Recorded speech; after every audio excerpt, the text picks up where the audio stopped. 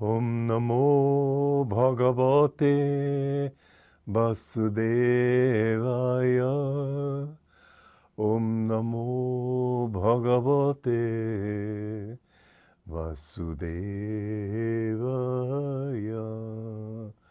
Om, I bow to the Lord Vasudeva. Hello, everybody. I would like to read again chapter 1, but stanza 17 from the Bhagavad Gita, first chapter. This is a fascinating chapter. It's one that almost nobody pays any attention to, but it could be a scripture in itself. It's so full of teaching.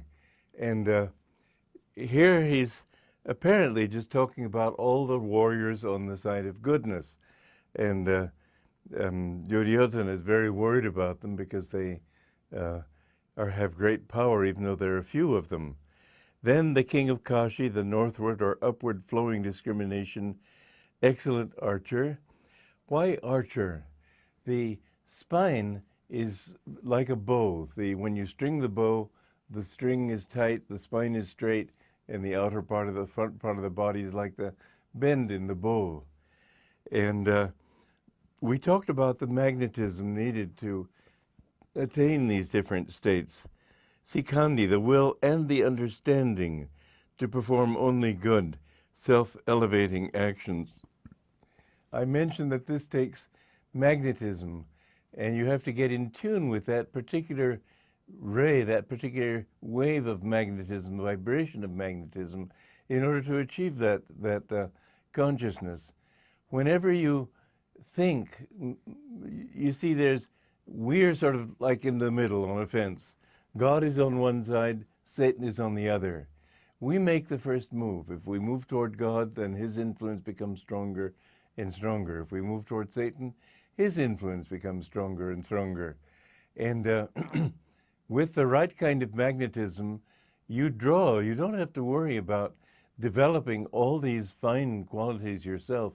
Just go in that direction. You'll find that magnetism will develop, and more good qualities will come into your consciousness. And so if you sit straight, like an archer, like the bow of the archer, if you think in terms of the energy flowing upward, if you think upward, if you think in terms of good things and elevating things, those will automatically bring you into the right frame of mind to develop spiritually. And then it goes on to Dishtadyumna, the calm inner light, or the intuitive sense of its hidden presence. And I mention that because many people don't see the light, but you can feel it. Some people, God has 8 qualities. If I can remember them all: light, sound, love, wisdom, calmness, joy, I can't think of them right now. It doesn't matter, all of them. Peace as opposed to calmness. Peace is the negative side of calmness.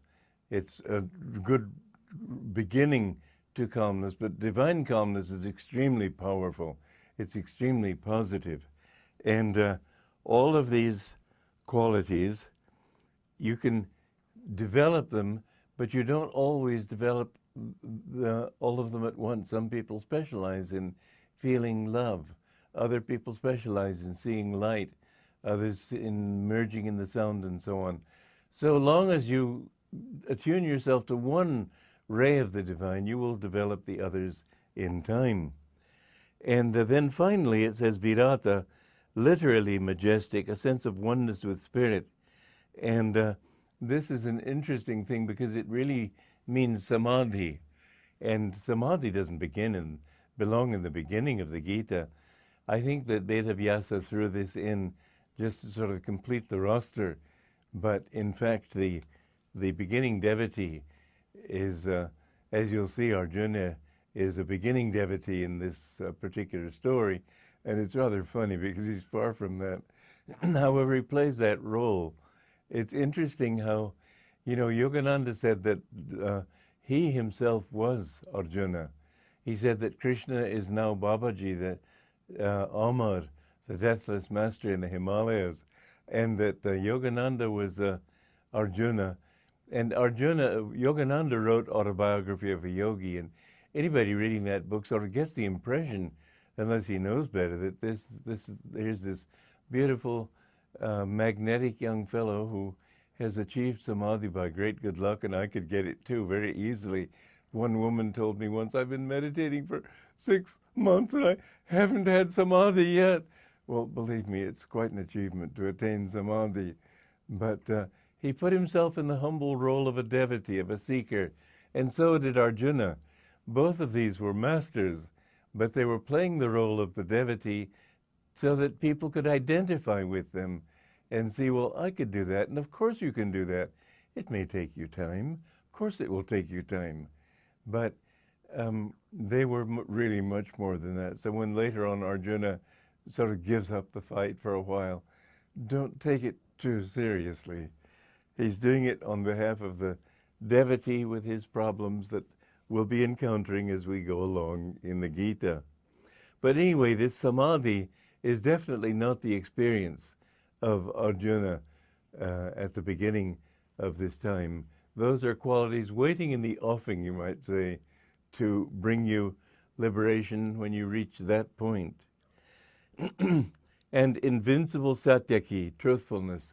Truthfulness is extremely important. Never allow yourself to tell a lie. There's always a temptation. The reason for it is that people worry about what other people will think about them. Just be true to yourself. I've made it a practice in my life. If I say I'm going to do something and then it's not convenient to do it, I'll do it anyway, because I want to be absolutely true to my word.